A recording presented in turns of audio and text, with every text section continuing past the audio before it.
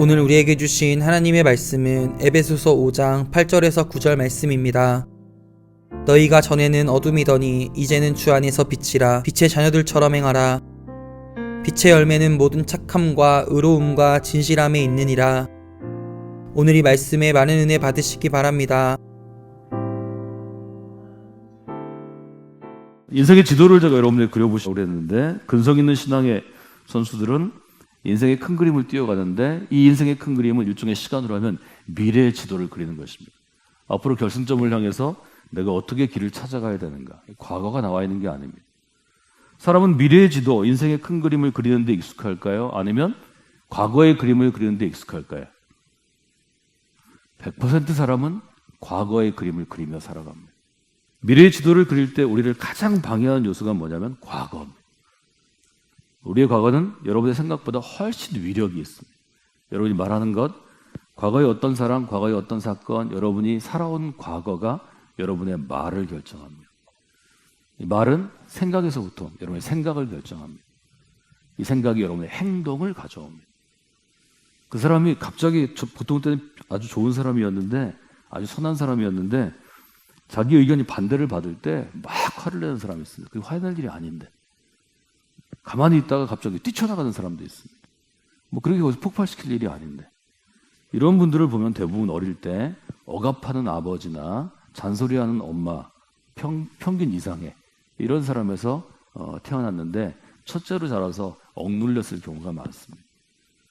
이것들을 찾아가는 게 소위 그렇게 20세기 후반에 유행했던 상담요법입니다.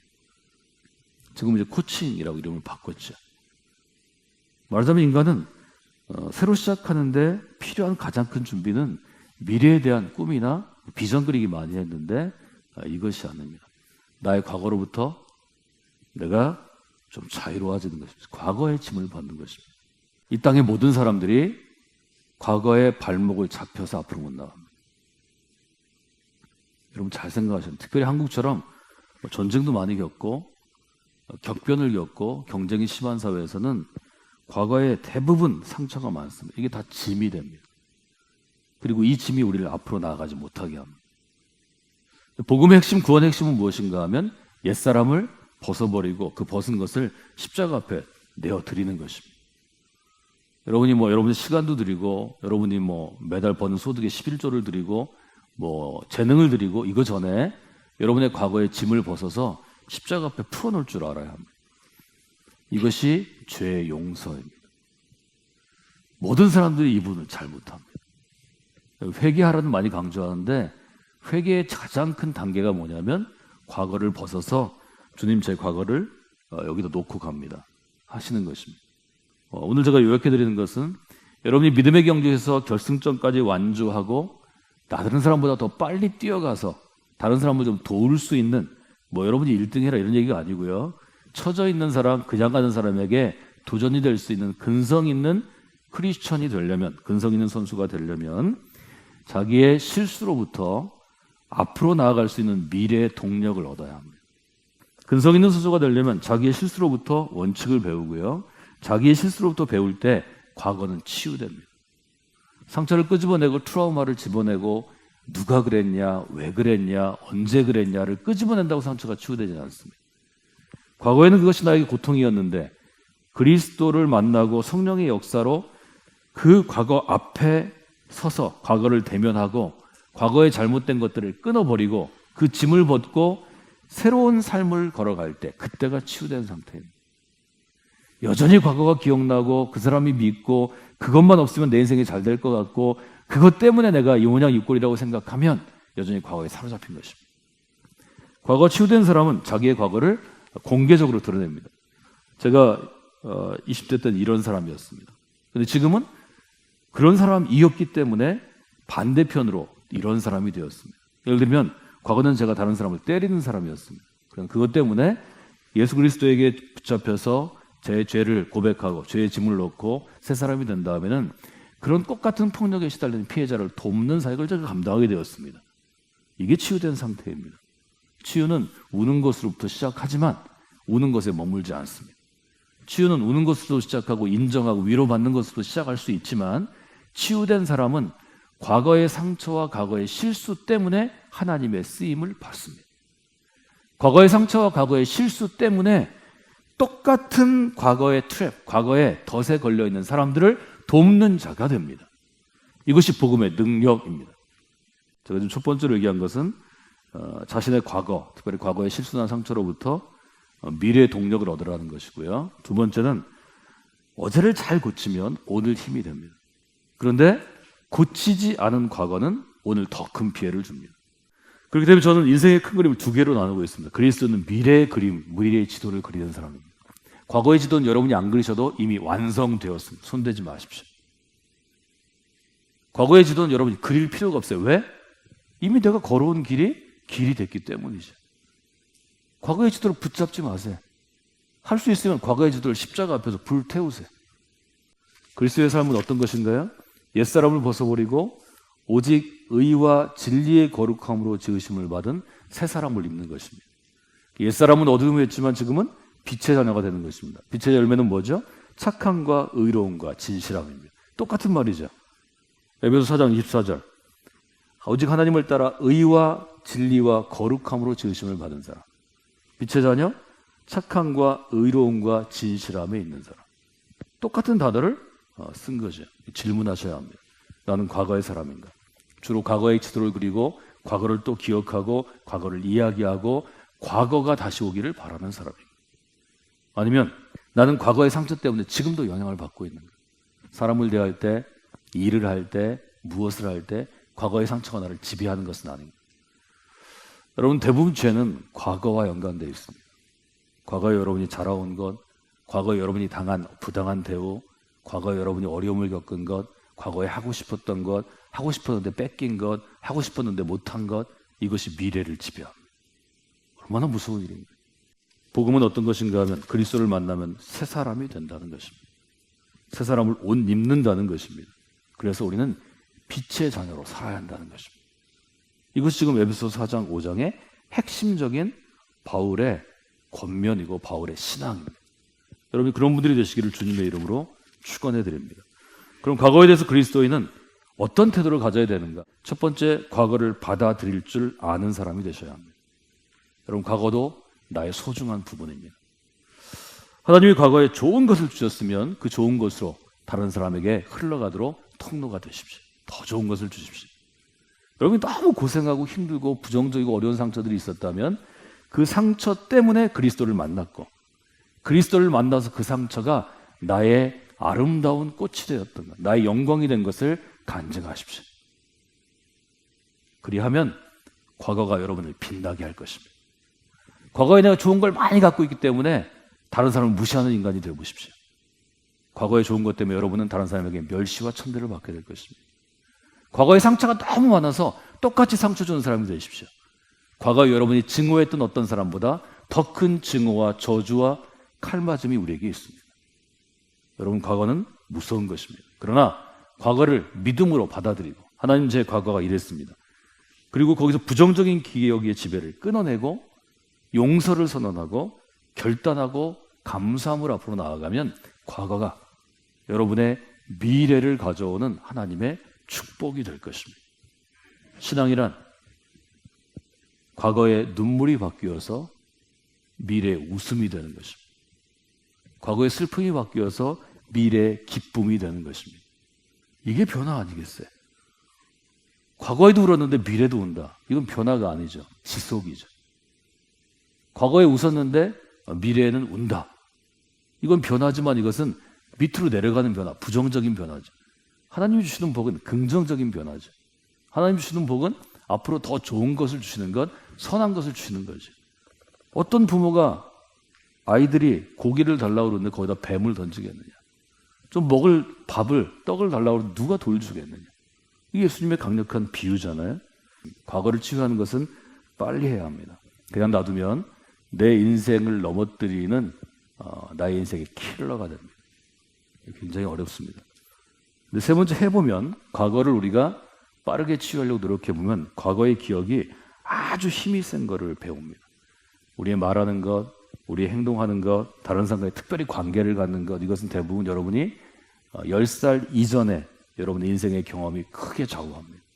과거는 우리가 생각한 것보다 훨씬 더 힘이 큽니다. 과거를 우리가 극복할 수 있는 힘은 성령의 도우심이 있어요.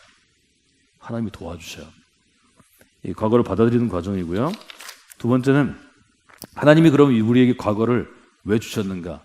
과거로부터 우리는 지혜를 배울 수 있습니다. 잘한 것으로부터 지혜를 배울 수 있지만 우리에게 더 큰 지혜는 못한 것, 넘어진 것, 실수한 것, 실패한 것부터 옵니다. 그래서 뭐 속담이 있죠. 그냥 실패는 성공의 어머니다. 그렇지 않습니다. 실패는 실패입니다. 실패로부터 미래에 나갈 지혜를 배울 때 성공의 어머니가 됩니다. 그래서 저는 그렇게 썼습니다. 과거에서 지혜를 좀 키워내십시오. 하나님의 은혜로, 하나님의 새롭게 하시는 은혜로, 하나님의 복음의 능력으로 과거로부터 내 인생의 미래 지도, 미래의 그림을 그려낼 수 있는 능력을 선물 받는다면 그것은 하나님의 축복이죠. 하나님의 선물이죠. 어떤 누가복음 2장 19절 마리아가 목자들의 모든 말을 듣고 마음에 품고 새기고 지키어서 깊이 생각하더라. 이것이 바로 과거로부터 지혜를 배우는 과정. 예수님이 오시던 자리에 많은 사람이 있었죠. 목자들도 있고 주변에 있는 사람도 있지만 예수님이 오신 것이 인생을 가장 크게 변화시킨 것은 어머니 마리아였습니다. 왜 그랬을까요? 어머니에게 과거로부터 지혜를 배우는 학습 능력. 제가 리더십이 탁월해지기 위해서 5가지 적어도 공통 요소가 있다고 그랬는데 그 중에 4번째가 learning ability입니다. 스스로 배우는 능력입니다. 이것을 따라갈 자는 아무도 없습니다. 세상에 제일 무서운 사람은 스스로 배워서 어제보다 오늘 더 지혜롭게 되는 사람입니다. 오늘보다 내일 더 지혜를 쌓는 사람입니다. 계속해서 성장하고 계속해서 성숙해가는 사람, 이 사람을 당할 자는 없습니다. 이것은 나로부터 오는 것입니다. 아니 분명히 얘기하면 이것은 하나님 주신 지혜로부터 오는 것입니다. 저는 우리 교회에 있는 그리스도인들이 그런 분들로 변화되기를 원합니다. 세 번째는 어떤 것인가요? 이건 삶의 태도입니다. 여러분이 과거에 어떤 어려움이 있거나 대부분 한국 사람들이 과거로부터 상처가 있다고 기억하는데요. 이 과거의 상처나 어려움으로부터 미래를 만들어가는, 하나님과 미래에 동역하며 창조해가는 믿음의 경주에서 근성 있는 완주하는 믿음의 경주자가 되려면 2가지가 있어야 합니다. 빨리 용서하고 감사해야 합니다. 감사는 미리 해야 합니다. 이게 왜 중요한가 하면요, 우리가 과거로부터 헤어나오지 못하는 것은 한국 사람은 대부분 상처인 것 같습니다. 과거의 상처. 근데 이 과거의 상처는 주어가 누군가 하면 주체가 타인입니다. 내가 상처받았어요 이렇게 얘기하는 건 그 사람에게 상처받은 것입니다. 어릴 때는 부모고요. 좀 잘하면 자기의 영향을 주는 어른들인 유치원 교사 이런 거고요. 좀 더 잘하면 또래 집단입니다. 친구들입니다. 상처는 타인에게 오는 것입니다. 타인에게 받은 상처로부터 이겨낼 수 있는 방법은 상처 준 사람을 용서하는 것입니다. 이것이 성도의 위대한 가르침입니다. 용서의 선언입니다. 용서하기가 어렵기 때문에 예수님은 뭐라고 가르쳤냐면 내가 너희의 죄를 먼저 용서한 것처럼 다른 사람이 너에게 지은 죄도 똑같이 용서해 줘라. 내가 먼저 용서해 줬으니까. 선후관계를 얘기하시는 거죠. 굉장히 지혜로운 교훈이죠. 또 하나 한국 사람들을 넘어뜨리는 과거의 덫은 후회입니다. 그때 내가 오른쪽으로 가지 않고 왼쪽으로 갈 걸. 그때 A라는 사람을 만나지 말고 B라는 사람을 만날 걸. 그때 내가 A라는 학교를 가지 않고 B라는 학교를 갈 걸. 그때 내가 A라는 직장이 아니라 B라는 직장에 갈 걸. 여러분, 이것은 여러분의 인생을 망칩니다. 중단하십시오. 후회의 주어는 누군가 하면 나 자신입니다. 타인의 상처, 나에게 상처 주고 나에게 폭력을 행하고 나를 학대한 사람을 용서하듯이 실수한 나를 용서하실 줄 알아요. 제가 많은 그리스도인들과 함께 평생을 지내면서 느끼는 것은 교회 다니는 사람들이 대부분 정직하고 신실하고 모범생들이 많기 때문에 자기 실수를 용서를 안 해요. 여러분, 내가 자기 실수를 용서 안 하는데 누가 자기 실수를 용서하겠어요? 그렇지 않아요. 하나님이 여러분을 용서하셨다는 것은 여러분 자신도 나를 용서해야 되는 거예요. 제 주변에는 아주 정말 바른 생활하는 분, 평생 교회에서 하신 분, 앞으로도 사실 분들 많아요. 이분들의 특징이 모범생이에요. 이분들이 타인은 용서하려고 노력하는데 자기 자신을 증오하는 사람을 너무 많이 봐요. 여러분 잊지 마세요. 여러분이 유능한 능력 있는 크리스천 리더로 살아가려면 자기 자신 용서하는 법 배워야 합니다. 자기 자신 용서를 못하니까 화를 잘 내는 거예요. 자기 자신을 용서를 못하니까 과거에 자기하고 똑같은 사람이 앞에 있으면 싸우고 공격하는 거예요. 이 부분이 굉장히 중요합니다. 자기 자신을 용서해야 돼요. 따라서 하실까요? 나의 실수를 용서합니다. 여러분, 여러분의 실수를 용서하세요. 주님이 다 용서해 주십니다. 이게 복음이잖아요. 악한 죄를 지은 사람도 용서해 주시는데 여러분의 실수는 대부분 사소한 것으로 시작합니다. 세 번째는 저도 이거 잘 안 되는데요. 시대도 용서하실 수 있어요. 자기를 스스로 축복하고 격려하는 사람이 되셔야 합니다. 이것은 너무 중요한 것입니다. 제가 지금까지 여러분에게 십수년과 함께 나누었던 것은 그리스도인은 과거의 사람이 아니라 미래의 사람이라는 것입니다. 이건 제 얘기가 아닙니다. 이것은 그리스도의 복음입니다. 그리스도인은 옛사람의 짐을 벗어버리고 새 사람으로 살아가는 것입니다. 이것을 우리가 New Life, 새로운 삶, 빛의 자녀된 삶이라고 얘기합니다. 빛의 자녀는 의로움을 꿈꿔야 합니다. 착함을 꿈꿔야 합니다. 진실함을 꿈꿔야 합니다. 여러분이 앞으로 변해 가실 것입니다. 빛의 사람을 살기 위해서는 인생의 미래 지도를 계속 그리는 분이 되어야 합니다. 과거 지도는 여러분이 안 그래도 이미 완성됐습니다. 여러분의 과거는 벽에 달아놓으시고 손대지 마십시오. 특별히 여러분이 바꾸고 싶어하는 것은 여러분의 상처, 고통, 위기, 어려움, 눈물입니다. 바꿀 수 없습니다. 바꿀 수 없으면 현명한 것은 바꿀 수 없는 것으로부터 지혜를 얻는 것입니다. 과거의 실수, 과거의 상처, 과거의 고통으로부터 지혜를 얻어서 그 지혜가 미래의 큰 그림, 미래의 인생의 블루프린트를 그려가는 좋은 에너지가 되도록 전환하십시오. 이것이 거룩함의 가장 큰 역사입니다. 거룩한 변화, 성화, 생티피케이션의 가장 큰 역사는 과거의 고통과 눈물과 상처가 미래의 동력, 에너지원이 된다는 것입니다. 이것이 아주 중요한 복음의 능력이고 복음의 뜻입니다. 과거에 대해서 그리스도인은 세 가지 태도를 갖습니다. 첫 번째, 과거를 받아들일 줄 아는 사람이 되어야 합니다. 과거를 받아들인다는 것은 과거의 부정적인 기억의 끈을 끊는 것입니다. 지배력을 끊는 것이고 영향력을 끊는 것입니다. 그 다음에는 용서를 선언할 줄 알아야 합니다. 그리고 결단하십시오. 나는 미래의 사람이 되겠다. 나는 미래를 만들어가는 사람이 되겠다. 그리고 매일매일을 감사함으로 인생의 큰 그림을 그리며 앞으로 나아가시면 됩니다.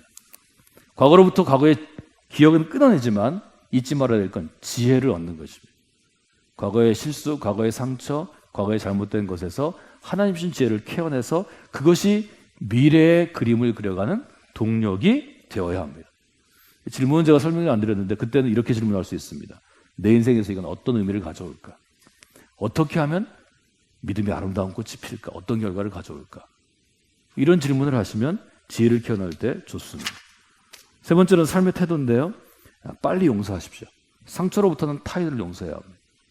실수 후회로부터는 나를 용서해야 합니다. 부정적인 환경으로부터는 사회나 국가나 직장이나 시대를 용서할 줄 알아요. 과거를 어떻게 견디든 견디어내었으면 이제는 여러분이 잘 살아갈 일만 남았습니다. 그 삶은 감사하는 삶이 되어야 합니다. 여러분 그 점을 마음에 두고 하나님께 나아가시는 분들이 되시면 좋겠습니다.